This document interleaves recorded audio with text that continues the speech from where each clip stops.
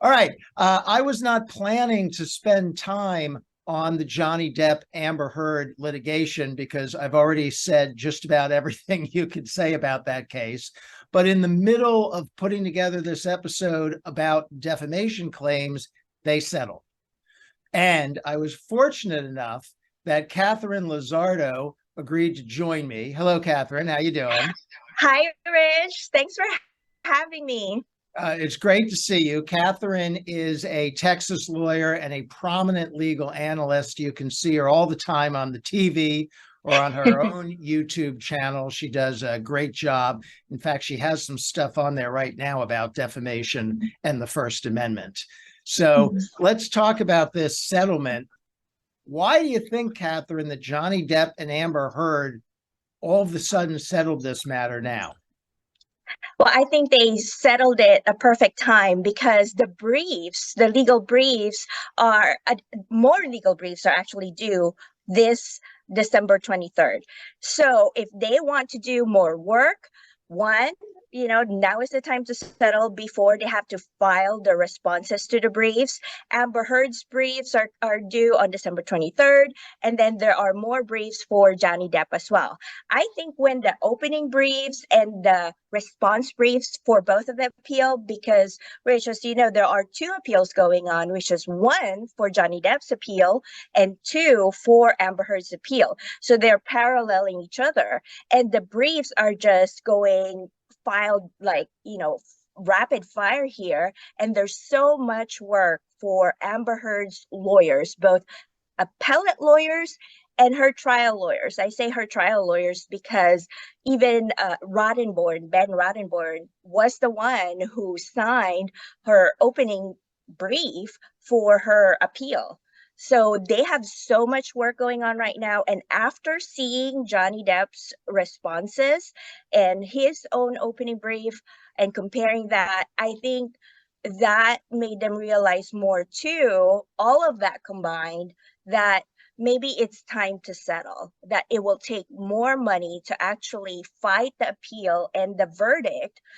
And now is the time before more money is spent with the briefing. I think those are excellent points. I also thought two things. One is, I suspect you're going to get some sort of major announcement about a Johnny Depp movie pretty soon. And I think maybe he's got something in the works, something's about to happen, and he just wanted this to be finished so he could move on. That's one. And the other thing I thought is, I settled a lot of cases at year end. Where companies, individuals, insurance companies that are involved here, they're often looking at the end of the year to clear up their books, to finish things that are out pending. So it's not uncommon at all to have a Christmas miracle settlement, and I'm not surprised to see it here. I agree. I agree. A lot of business decisions came into play here that you and I will discuss and see as litigators that are behind the scenes. And no one will talk about it, but it's a good thing that both of us know what happens behind the scene and the business decisions of the insurance companies. Speaking of the insurance companies, do you assume, like I do, that Amber Heard has also resolved whatever issues she had with her insurers so that that's all going to be wrapped up at the same time? I think it's getting close. That was my first impression too when I heard that she settled with Johnny Depp. I thought that her insurance lawsuits will follow suit shortly. We saw in the press release statement by Brown Rudnick, which is Camille Vasquez and Ben Chu's law firm, they said that her insurer will pay the $1 million to Johnny Depp. It's interesting they said only insurer because there's two insurance companies involved in her insurance lawsuit, that is the Travelers Insurance and the New York Marine. Travelers is the one that was backing her up the whole time during the trial, and New York Marines is the one that initially defended her and then withdrew their defense because they were claiming that Amber Heard's other defense lawyers were not cooperating with their appointed counsel. So it seems that Travelers actually paid the $1 million, and we're talking about business decisions, I think that's part of the business decision they had to make. And then New York Marine and Travelers will be settling their own insurance lawsuit shortly, I believe. Okay, I think so too. You mentioned the statement of Johnny Depp's legal team, and this settlement was announced by a statement by Amber Heard on Instagram. And I was a little surprised that statement still contained her talking as if she is the victim, expressing disappointment with the legal system. And as I thought about this matter settling over the course of the year, I always assumed a settlement would include some sort of non-disparagement clause or some kind of gag order or some restriction on what the parties could say about each other. But it appears she's free to talk. Does that surprise you?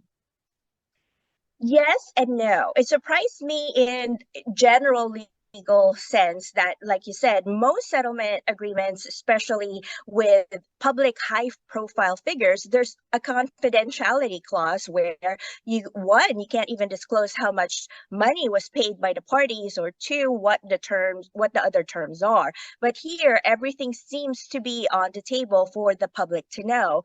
I'm not surprised on Johnny Depp's part, in terms of he just wants the truth out there. He probably did not want the confidentiality agreement himself, even though it would be him who would want that to stop Amber Heard from any other statements or misstatements that she could make, and we saw that in her Instagram post. But I think he just wants the truth out there, and Amber Heard probably fought really hard as well that there would not be any confidentiality clause. And I think because Johnny Depp just wants to get his truth out there, he is over this case and just over the issues, let it all there. The press and Johnny Depp fans and Amber Heard fans will have to decide for themselves what they think of the settlement, which is what happened with the trial. Yeah. The fans had to decide themselves, the public. And he might have decided it doesn't matter what she says because she's just going to get slaughtered on social media, as she did, by the way, in the last couple of days, even reaching the settlement. So he might have thought, let her talk. Exactly. Now, the dollar amount was interesting, right? Because Depp was suing for $50 million. He won $10 million. He settled for $1 million. So one's a lot less than 50. What do you make of that? It is definitely quite a discount from the 10.35 million that Amber Heard owes to Johnny Depp from the jury verdict. But Johnny Depp also was awarded against $2 million to Amber Heard for Adam Waldman's statement. The $1 million is just a nice rounded figure, I think. And it's interesting how Camille's and Ben Chu's statement about it said that Johnny Depp will pledge and donate that $1 million. And I'm sure that's very strategic. Everyone saw that because pledge and donation now are two of the famous words of 2022, I think. Yeah, I thought that was a very clever dig at Amber Heard to do it that way. But also by doing that, he looks both magnanimous and charitable, that he took this lower amount and he's going to give it to charity. And the truth of the matter is, $10 million was only half of what he got paid for a movie. And I think this has been from the beginning more about restoring his film career, his money-making ability for the next 20 or 30 years than it is about getting a few bucks from Amber Heard. So I think big picture wise, it's still going to pay off for him. Exactly. The insurance company got a good discount here. Yeah. Do you think that, given the timing of the settlement in the middle of the appellate briefing process, as you mentioned, do you think that Johnny Depp's legal team had any reason to be concerned about the appeal? Looking at both of their briefs, I didn't think so, because Johnny Depp's briefs, his opening for his appeal and his response to Amber Heard's opening brief, they were very well crafted, and I think they were very on point and had very good argument. Now, whether or not he would win his appeal about Adam Waldman's statement, that that is a separate issue because it's such a new legal issue as to whether or not and to what extent a lawyer's statement would be imputed to your client to the point of civil liability. I was actually hoping for us lawyers to know what the Virginia Court of Appeal would rule on that, just because as a lawyer, I'm interested in what they're going to say. You know, you and I, what we say, now we have to keep that in mind when we're mentioning our client, that it could be imputed to our clients. So. Yeah, we're on the same page. That was an interesting issue. There were some other issues on appeal. I didn't read the briefs. I have no doubt that Johnny Depp's legal briefs were better than hers, just based on what I saw in the trial. His legal team seemed to hit it out of the ballpark. But I think there were some interesting issues. And I think they probably didn't take it as a given that they would get complete victory on appeal. Because if you really were absolutely sure you were going to win every issue on appeal, it's hard to imagine why you would discount and settle. Exactly. And with the type of lawyers Ben Chu and Camille Vasquez are, it doesn't seem that they would fall into hubris in thinking we will win 100% on appeal. And any lawyer who thinks that we're going to appeal or trial are setting themselves up and their client for failure because there's no guarantee. Now, I mentioned Amber Heard being free to talk, but I guess she's got to be a little bit careful. She doesn't want to get another defamation lawsuit, right? Yes, exactly. I think one of the press release by Johnny Depp's lawyers mentioned that whatever she says can also still be litigated, even though the issues have been resolved in the settlement. But if she renews or says something new that would constitute defamation, that they can still litigate that, even though in the future, the intent of the both parties is not to have to file new lawsuits against each other. Okay. Now, in other parts of this episode, I've been talking about the slew of defamation cases that we've seen this year, and Johnny Depp and Alex Jones are the most prominent ones, but there are a lot of others, and notably an increase in filing and defamation claims, and I think in particular an increased number of claims by people against their domestic violence accusers.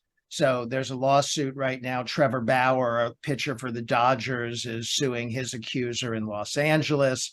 There's a brand new lawsuit by Scott Stringer, a former mayoral candidate in New York, against his accuser.